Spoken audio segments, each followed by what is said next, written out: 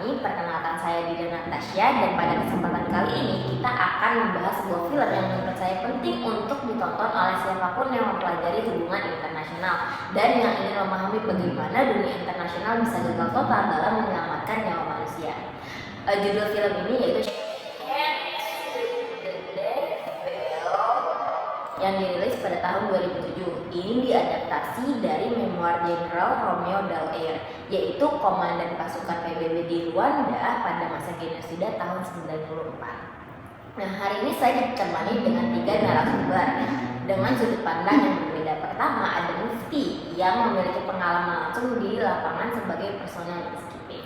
Baik, selamat siang saudara Dira dan rekan-rekan semua. Sedikit disclaimer, mungkin meskipun saya tidak bertugas pada kasus Rwanda tahun 1994, tetapi saya memahami betul tekanan yang dihadapi para personel di lapangan ketika mandat yang tidak jelas dan ruang gerak yang dibatasi oleh birokrasi. Kemudian ada Salsa yang pernah berkarir di lingkungan sekretariat PBB sehingga bisa memberikan perspektif dari sisi institusional. Terima kasih atas undangannya. Jadi saya akan mencoba menjelaskan secara jujur bagaimana birokrasi PBB yang sebenarnya dan mengapa kadang responnya terkesan lambat ketika nyawa manusia itu dipertaruhkan.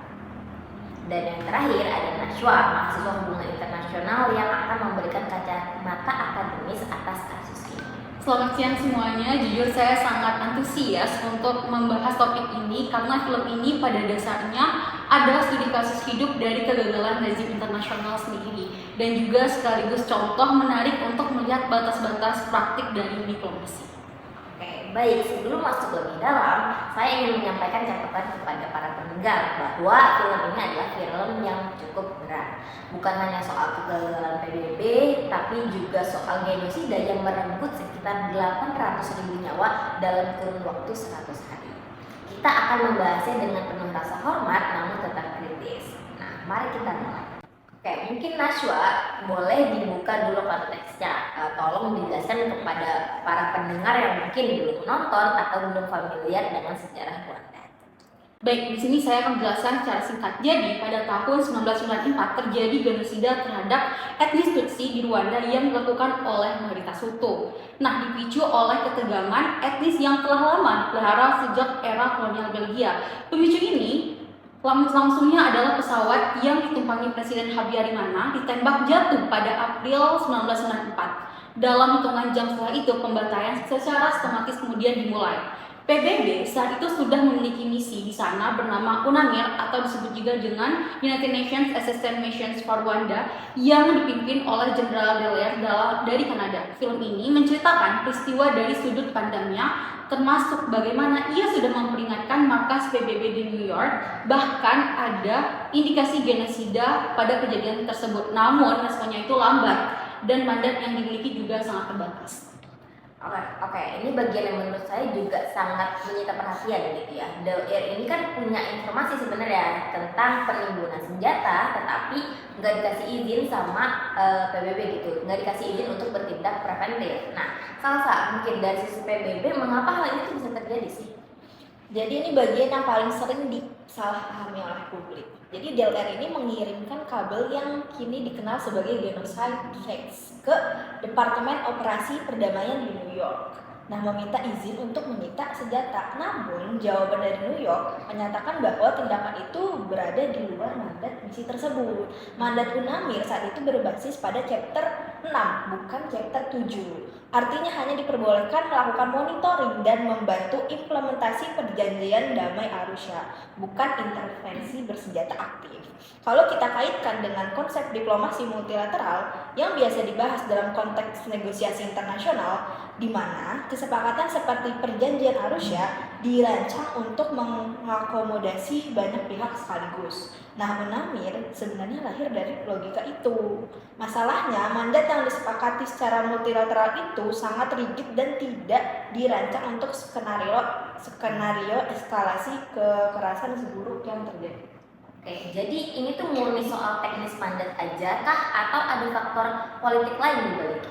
Jadi keduanya berperan. Ada faktor politik besar juga. Peristiwa ini terjadi tidak lama setelah insiden Black Hawk Down di Somalia pada 1993. Nah, Amerika Serikat yang memiliki suara besar di Dewan Keamanan sangat trauma dengan kematian personelnya di Afrika.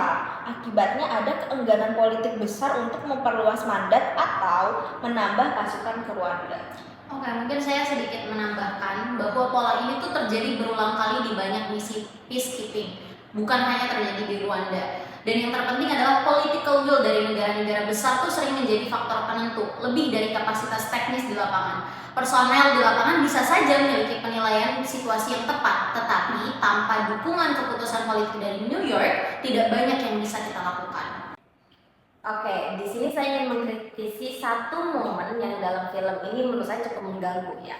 Ketika pasukan Belgia justru ditarik keluar, bukannya malah ditambah setelah 10 tentaranya dibunuh di awal genosida. Padahal itu kan momen krusial untuk menunjukkan komitmen internasional. Nah, mungkin menurut Mufti, bagaimana Anda melihat keputusan ini dari sudut pandang militer? Oke, menurut pandangan saya itu keputusan yang paling menyakitkan untuk disaksikan. Secara militer, penarikan pasukan Belgia itu sebenarnya mengirimkan sinyal yang sangat jelas kepada para pelaku genosida itu bahwa tidak akan terjadi intervensi dari asing. Nah, ini tuh berarti mereka akan menangkap, oh kita bisa melakukan genosida sebagai lampu hijau dari dunia internasional. Setelah penarikan tersebut, Dewan Keamanan bahkan mengurangi jumlah pasukan UNAMIR dari sekitar 2.500 menjadi hanya 270 personel, tepat di titik paling parah perbantaian. 270 orang di negara sebesar itu dan di tengah-tengah genosida yang sedang berlangsung. Betul sekali saudara Gira. Dan yang lebih menyakitkan, di lapangan DLR dan pasukan yang tersisa sebenarnya berhasil melindungi ribuan orang di titik-titik konsentrasi seperti Amahoro Stadium dengan sumber daya yang jauh dari cukup. Ini menunjukkan bahwa seandainya political will-nya ada, penyelamatan yang jauh lebih besar mungkin bisa kita lakukan. Kalau kita bicara soal opsi-opsi di luar penambahan pasukan, mata kuliah diplomasi kan biasanya mengenal konsep coercive diplomacy, yaitu penggunaan ancaman atau tekanan terbatas untuk mengubah perilaku pihak lain tanpa perang penuh gitu. Nah, menurut Najwa, apakah opsi semacam ini tuh relevan dibahas di sini? Ya, sangat relevan dan justru itu yang tidak pernah benar-benar dicoba. Literatur soal coercive diplomacy yang pernah saya pelajari, misalnya dari Jane Wilson, menekankan bahwa efektivitas tekanan semacam itu sangat bergantung pada kredibilitas ancaman dan kemauan aktor besar untuk benar-benar mendukungnya. Dalam kasus Rwanda, Dewan Keamanan tidak pernah sampai pada tahap mempertimbangkan opsi coercive yang kredibel terhadap pihak-pihak yang merencanakan genosida. Yang terjadi justru sebaliknya, penarikan kekuatan yang seperti kita tahu tadi dijelaskan yang secara langsung merusak kredibilitas kehadiran internasional itu sendiri. Dan hal ini juga bisa dikaitkan dengan konsep kepentingan nasional dalam kebijakan luar negeri, di mana keputusan negara-negara besar kayak misalnya Amerika Serikat untuk tidak terlibat lebih jauh sangat dipengaruhi kalkulasi kepentingan nasional pasca Somalia, bukan semata-mata pertimbangan normatif soal kewajiban mencegah genosida. Oke, baik. Kalau dari sisi institusi, Safra, apakah PBB itu pernah benar-benar mengambil kesalahan ini secara pribadi? Iya, ini penting untuk disampaikan. Pada 1999, Sekretaris Jenderal saat itu yaitu Pak Kofi Annan memerintahkan investigasi independen atas tindakan PBB selama genosida di Rwanda. Nah, laporan tersebut mengakui adanya kegagalan sistemik, tidak hanya dari sekretariat, tetapi juga dari negara-negara anggota Dewan Keamanan yang enggan bertindak. Nah, Pak Kofi Annan sendiri yang saat itu menjabat sebagai Kepala Departemen Operasi Perdamaian secara terbuka menyatakan penyesalan atas keputusan-keputusan yang diambil pada masa itu. Oke, dan ya ini tuh sangat menarik karena jika dikaitkan dengan teori efektivitas rezim internasional, ada dua kemungkinan penjelasan atas kegagalan seperti ini. Yang pertama, apakah rezimnya sendiri secara struktural memang lemah, misalnya karena mekanisme mandat yang kaku, atau apakah masalahnya lebih pada perilaku negara anggota yang tidak patuh terhadap semangat rezim tersebut. Kasus Rwanda menunjukkan bahwa keduanya berjalan secara bersamaan. Oke, mungkin sekarang kita beralih ke sosok utama film ini ya. yaitu Del Air tadi. Salah satu hal yang paling membekas adalah bagaimana film ini menunjukkan dampak psikologis yang dia alami secara pribadi gitu. Ini bukan sekedar kisah heroik aja gitu, melainkan kisah seseorang yang memang hancur gitu karena dipaksa menyaksikan sesuatu yang tidak sepenuhnya bisa ia hentikan. Ini yang kadang sulit dipahami oleh masyarakat sipil soal personal peacekeeping. Kami memang dilatih untuk menjaga perdamaian, tetapi bukan menjadi saksi bisu pembantaian dengan tangan yang terikat oleh aturan. Beban moral semacam ini yang di dunia militer ini lebih dikenal sebagai moral injury yang sangat nyata gitu. Del Air pasca Rwanda didiagnosis mengalami PTSD berat, bahkan sempat mencoba mengakhiri hidupnya. Ini bukan detail sepele dalam film, melainkan inti dari mengapa judulnya berjudul Shake Hands with the Devil. Memang mengapa sebenarnya judulnya itu?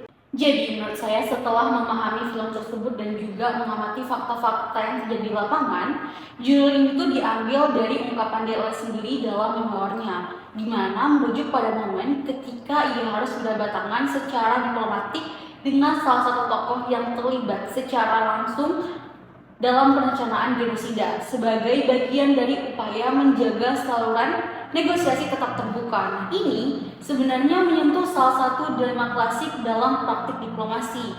Sejauh mana seorang perwakilan misi perdamaian harus berkompromi secara personal dan berinteraksi secara formal dengan pihak yang ia tahu telah terlibat kejahatan luar biasa, semata demi untuk menjaga ruang diplomasi tetap terbuka. Nah, ini tuh sedikit berbeda dari diplomasi konvensional antar negara yang biasa kita pelajari.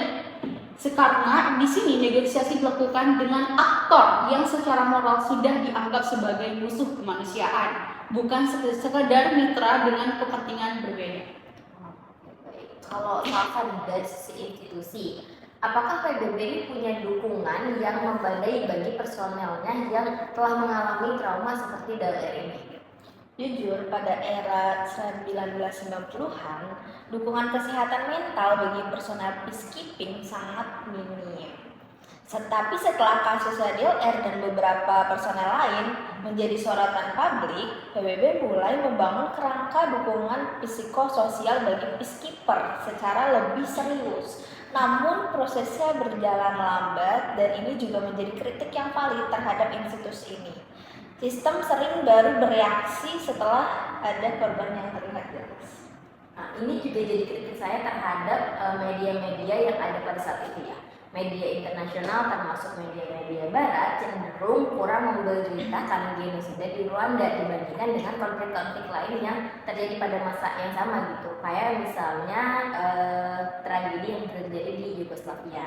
Nah, framing yang digunakan sering itu direduksi jadi kayak ini tuh cuma kekerasan antar suku aja gitu. Padahal ini tuh genosida yang sudah terencana. Nah, betul, dan ini tuh turut berkontribusi pada lambannya respon internasional. Framing media yang keliru membuat publik dan juga pembuat kebijakan kurang terdorong untuk mendesak tindakan yang cepat dibandingkan jika framingnya secara jelas memang telah menyebutkan genosida sedang berlangsung. Oke, Najwa, saya ingin memberi ruang lebih untuk perspektif akademis di sini. Sebenarnya kerangka teori apa yang menurut kamu itu paling relevan untuk membaca kasus ini? Baik, jadi sejauh yang saya pelajari ada beberapa kerangka yang bisa kita pakai. Pertama, kasus ini sering dianggap sebagai salah satu titik balik pentingnya menuju lahirnya konsep responsibility to protect atau disebut juga dengan R2P yang baru resmi diadopsi PBB pada 2005. Rwanda bersama kegagalan di Srebrenica tahun setelahnya menjadi bukti nyata mengapa kedaulatan negara tidak boleh dijadikan tameng untuk tidak bertindak ketika terjadi kejahatan kemanusiaan yang massal. Nah, kalau kita mundur lebih jauh lagi ke sejarah diplomasi, kasus ini juga menarik untuk dilihat dari transisi old diplomasi menuju new diplomasi, di mana old diplomasi ini itu cenderung menempatkan kedaulatan negara dan juga hubungan antar pemerintah sebagai prioritas yang mutlak. Nah, sementara new diplomasi mulai mengakomodasi isu-isu kemanusiaan dan juga aktor non-negara sebagai bagian legitim dari agenda internasional. Rwanda soal Rwanda terjadi tepat di titik transisi itu, ketika norma-norma baru soal perlindungan sipil belum cukup untuk mengalahkan logika lama soal non-intervensi dan juga kedaulatan. Oke, menarik. Nah, apakah ada kaitannya dengan konsep soft power atau diplomasi publik yang biasa dibahas soal yang bagaimana opini publik itu dibentuk? Ada, ini tuh terutama terkait soal framing media yang tadi juga sempat disinggung Kadira sendiri dalam kerangka soft power seperti yang dikemukakan oleh Joseph-nya. Kemampuan mempengaruhi opini publik internasional adalah sumber daya penting dalam diplomasi sendiri. Nah, ketidakhadiran narasi yang kuat soal genosida di ruang publik internasional saat itu membuat tekanan publik pada pemerintah negara-negara besar untuk bertindak menjadi sangat lemah, malah cenderung tidak bertindak sama sekali. Ini menunjukkan bahwa kegagalan bukan hanya soal keputusan yang formal di bawah Dewan Keamanan, tapi juga soal lemahnya diplomasi publik dan juga pembentukan opini yang mendesak tindakan secara kolektif. Jadi tidak ada tindakan sama sekali. Oke, mungkin dari sisi operasionalnya tragedi ini juga menjadi pelajaran penting dalam desain misi peacekeeping modern. Setelah Rwanda, kemudian ada Srebrenica, banyak misi PBB kini dirancang dengan mandat chapter 7 yang lebih kuat, termasuk pelindungan terhadap warga sipil sebagai mandat eksplisit, bukan hanya sekedar efek samping dari mandat tersebut. Tapi saya di sini ingin tetap realistis. Jadi perubahan institusional itu tidak otomatis membuat semua misi peacekeeping sukses. Kita masih menyaksikan kegagalan lain setelah Rwanda, misalnya di beberapa konflik di Afrika Tengah dan Sudan Selatan. Jadi pelajarannya diserap secara doktrinal, tetapi implementasinya di lapangan tetap menghadapi tantangan serupa seperti political will, sumber daya, dan mandat yang kadang masih ambigu. Oke, mungkin sekarang kita masuk ke bagian penutup. Saya ingin bertanya kepada masing-masing narasumber, apa sih satu hal yang paling membekas dari film ini secara personal gitu, tapi di luar analisis yang kita bahas tadi. Mungkin yang pertama dari perspektifmu. Baik, mungkin bagi saya sebagai mantan personal dari peacekeeping itu sendiri, adegan ketika DLR tetap memilih bertahan di Rwanda meskipun secara pribadi ia bisa saja ditarik pulang atau memilih untuk pulang, ini menunjukkan bahwa di dalam sistem yang gagal tetap ada individu yang memilih untuk berbuat sesuatu meski sumber dayanya sangat terbatas. Ini tidak menghapus kegagalan dari sistemnya, tetapi ini mengingatkan saya mengapa masih ada orang yang bersedia bekerja di bidang peacekeeping meski resikonya sangat besar. Kalau dari Safa, mungkin. Jadi bagi saya, ini pelajaran tentang pentingnya pelaporan independen dan akuntabilitas institusional. Nah, laporan investigasi 1999 penting karena PBB berani mengakui kesalahannya secara terbuka, meski terlambat. Nah, presiden ini menurut saya harus terus dijaga. Institusi internasional perlu memiliki mekanisme introspeksi, bukan sekedar bersikap defensif saja.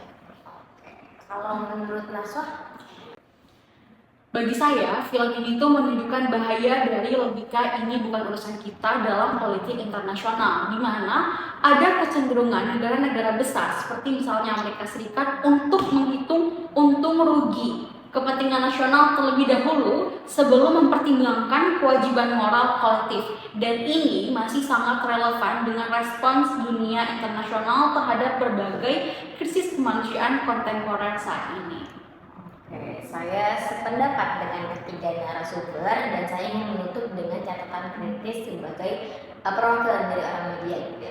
Menurut saya film ini berhasil membuat penonton awam yang mungkin belum tahu atau belum pernah dengar tentang Rwanda menjadi memahami betapa kompleksnya kegagalan kolektif ini.